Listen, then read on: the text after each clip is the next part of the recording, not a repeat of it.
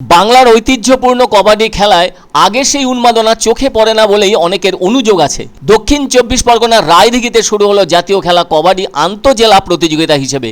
রাজ্যের সবকটি জেলাই এতে অংশগ্রহণ করেছে বলে জানা গেছে। একসময় গ্রাম বাংলার মাঠে ঘাটে তাকালেই চোখে পড়তো কবাডি খেলার ছড়াছড়ি। এই খেলায় প্রচণ্ড ফিটনেস দরকার হয়। একদমে শব্দ করতে করতে বিপক্ষের কোর্টে প্রবেশ করে কাউকে স্পর্শ করে নিজের কোর্টে ফিরে আসায় কৃতিত্ব বেশি পয়েন্ট পাওয়ার ক্ষেত্রে। আবার প্রতিপক্ষ যদি তাল বুঝে তাকে আটকে দিতে পারে তাহলে সেই পয়েন্টও তাদের দিকেও যেতে বাধ্য। খুবই মজাদার খেলা কবাডি, আর এখন তো আন্তর্জাতিক পর্যায়ে মর্যাদা পেয়েছে। গ্রাম বাংলার এক সময়ের জনপ্রিয় কবাডি খেলা আজ যেন বিলুপ্তির পথে। কালের আবর্তে এই খেলা এখন আর চোখে পড়ে না গ্রাম বাংলায়। তবে সোনার বাংলা কবাডি অ্যাসোসিয়েশনের জেনারেল সেক্রেটারি মঈনুদ্দিন মোল্লার তত্ত্বাবধানে রায়দিঘির ইনডোর স্টেডিয়ামে আয়োজিত হলো আন্তঃজেলা কবাডি প্রতিযোগিতা। আর গ্রাম বাংলার সেই ঐতিহ্যপূর্ণ কবাডি খেলা দেখতে ভিড় লক্ষ্য করা গেল দূর দূরান্ত থেকে আসা সাধারণ মানুষদের, যারা কবাডি খেলাকে ভালোবাসেন এবং পছন্দ করেন। অবশ্য মনে রাখা দরকার, 2004 থেকে ভারতের জাতীয় কবাডি দল প্রতিটি বিশ্বকাপ কবাডি প্রতিযোগিতায় অপরাজিত থেকেছে। 1990 সালের এশিয়ান গেমসেও অপরাজিত থেকে স্বর্ণপদক জয় করে এসেছে ভারতীয় দল। 2014 সালেও ইরানকে হারিয়ে স্বর্ণপদক পেয়েছে ভারত।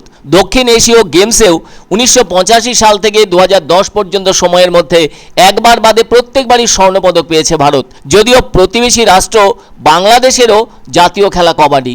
খেলা শুরুর আগে দু দলের অধিনায়কের উপস্থিতিতে টস হবে, আর জয়ী অধিনায়ক কোর্ট পছন্দ করবেন। দ্বিতীয়ার্ধে কোর্ট বদল হবে।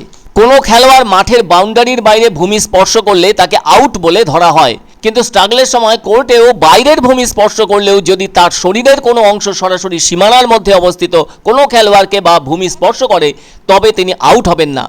আবার খেলা চলাকালে কোনো একটি এন্ট্রি সীমানার বাইরে চলে গেলে তিনি আউট হবেন।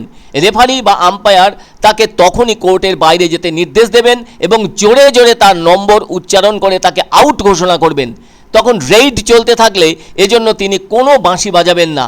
স্ট্রাগল শুরু হলে উভয় দিকের লবি খেলার মাঠের অন্তর্ভুক্ত অংশ হিসেবে গণ্য হবে। স্ট্রাগল শেষ হবার পর স্ট্রাগলে জড়িত খেলোয়াড়রা নিজেদের কোর্টে প্রবেশের জন্য লবি ব্যবহার করতে পারবেন। রেইডার কবাডি শব্দ জোরে জোরে উচ্চারণ করে কাউন্ট দেবেন। যদি কবাডি শব্দ উচ্চারণ না করে কাউন্ট বা ডাক দেন তিনি, তবে রেফারি তাকে নিজের কোর্টে পাঠিয়ে সতর্ক করে দেবেন আর বিপক্ষকে রেইড করার সুযোগও দেবেন। এমন অবস্থায় ফেরত যাওয়া রেইডারকে অ্যান্টি দল তাড়া করতেও পারবে না। আসলে এ ধরনের প্রচুর নিয়ম আছে কবাডির জন্য।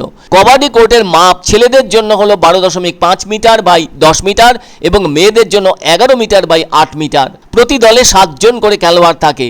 খেলার সময় প্রতি অর্ধে 20 মিনিট করে মোট 40 মিনিট থাকে। 5 মিনিটের বিরতিও হয়। এদিকে পুরো দক্ষিণ এশিয়াতে কবাডি প্রচলিত থাকলেও এর উৎপত্তি স্থল কিন্তু পাঞ্জাব। তবে কবাডির উৎপত্তি সম্পর্কে আরেকটি মত হচ্ছে, মহাভারতে বর্ণিত অভিমন্যু কর্তৃক কৌরব সৈন্যদের চক্রব্যূহ ভেদ করার ব্যর্থ চেষ্টার ঘটনা থেকে ধারণা নিয়ে এই খেলার সৃষ্টি। যাই হোক, তবু তো দক্ষিণ চব্বিশ পরগনার রায়দিঘিতে আন্তঃজেলা কবাডি প্রতিযোগিতা দেখতে অনেক মানুষের সমাগম এই খেলার জনপ্রিয়তাকেই মনে করাচ্ছে।